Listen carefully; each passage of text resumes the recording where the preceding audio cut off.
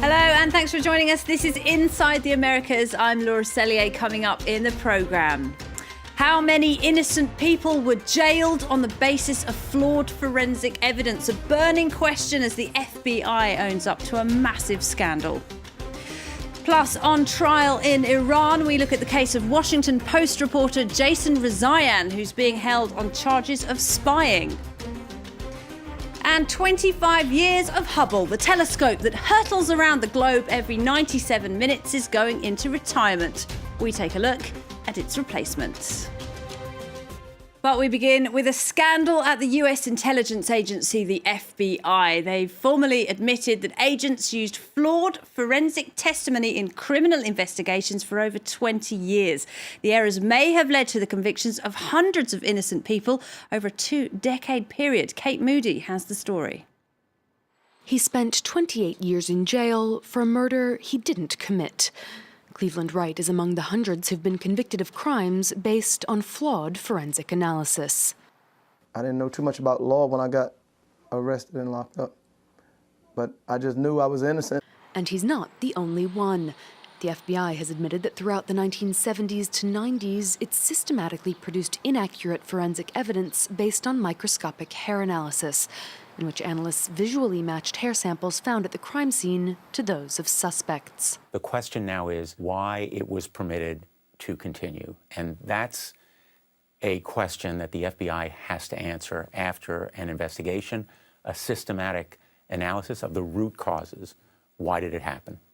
An investigation by the National Association of Criminal Defense Lawyers and the Innocence Project found that more than 90% of cases studied had errors in their analysis that may have put the wrong culprit behind bars. Among those, 35 defendants were sentenced to the death penalty and 9 have already been executed. In total, 26 of the 28 FBI examiners studied gave flawed testimony based on inaccurate scientific tests. Advocates have described the practice as an epic miscarriage of justice. The first order of business, frankly, is the FBI and DOJ has to redouble their efforts to get the transcripts of the hundreds and hundreds of cases of people where FBI agents gave exaggerated testimony. The FBI says since 2000, it's relied on more advanced and accurate mitochondrial DNA testing, but vowed to investigate past errors. The Department of Justice and the FBI are committed to ensuring that affected defendants are notified of past errors and that justice is done in every instance. To that end, law enforcement officials will begin reviewing hundreds of additional cases in which flawed forensics may have led to unjust verdicts. Meanwhile, the White House has branded as absurd the charges against a Washington Post reporter who's being held in Iran. Jason Rezaian is being tried for spying and for collaborating with hostile governments. He's already spent 9 months behind bars. Ketaban Gorjestani has the details. Jason Rezaian has been in jail for 9 months, but the charges against him have only now become public. Iranian authorities accuse the Washington Post's Tehran bureau chief of being a spy. Speaking to France 24 last week, his brother had already dismissed the idea as absurd. He's not a spy. He doesn't have access to any kind of secret material. And without that, they can't really claim that he was spying because he had no access to that kind of anything that would be secret, anything that would be categorized as spying. Rezaian, who holds both U.S. and Iranian citizenship, was arrested on July 22nd, along with his Iranian wife and 2 other reporters. The 3 were released on bail, but Rezaian was detained at Tehran's infamous Evin prison. The brief description of the charges came from his lawyer, Leila Ahsan, following a 90-minute meeting with the reporter, the first since his arrest. Rezaian is not only accused of espionage, but also of 3 other serious crimes, including collaborating with hostile governments and propaganda against the Islamic Republic of Iran. Though Iranian authorities have yet to officially confirm the charges, the White House and the State Department once again dismissed the claim. If the reports are true, these charges are absurd, should be immediately dismissed, and Jason should be freed immediately so he can return home to his family. The one thing all sides seem to agree on is that Rezaian's case has no higher political motive, despite the long-running negotiations between the 2 countries over Iran's disputed nuclear program. The case against Argentine President Cristina Fernández de Kirchner has been thrown out. She had been accused of trying to shield Iranians suspected of planning the bombing of a Jewish community centre in Buenos Aires in 1994. But prosecutor Javier De Luca said no crimes had been committed. De Luca picked up the case from Alberto Nisman. Nisman was found dead in his apartment just one day before he had been due to testify against Kirchner in court. Investigators are yet to confirm the cause of his death. Outrage and grief in Brazil now after a 10-year-old boy was killed in the crossfire between police and drug traffickers in Rio de Janeiro. Eduardo de Jesus Ferreira died in one of the city's notorious favelas. And it's cast further doubt on Brazil's pacification policy, which is aimed at ending drug-related violence in the slums ahead of the Olympic Games. A protest march on the Copacabana beach. Then the ceremonial burial of a small white coffin in memory of 10-year-old Eduardo de Jesus Ferreira. Police say the boy was killed by a stray bullet during a shootout with drug traffickers in Rio's Alemão favela this month. But his mother accuses security forces of murder.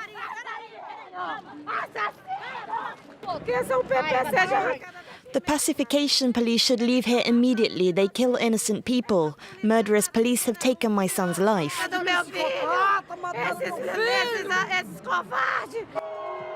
Ahead of the 2016 Olympics, authorities have deployed over 10,000 officers in 264 of Rio's favelas, home to more than 1 million people. The aim is to pacify the neighborhoods synonymous with crime and poverty. Fatal shootings are more rare than before the police moved in. Yet the past 3 months have seen an upsurge of deaths. Meanwhile, forces have come under fire for alleged brutality. Last year, the number of people killed by police bullets in Rio rose by 40%, according to Human Rights Watch. It is chaos. We thought things would change when the police pacification units arrived, but it's become 2, 3, 4 times worse.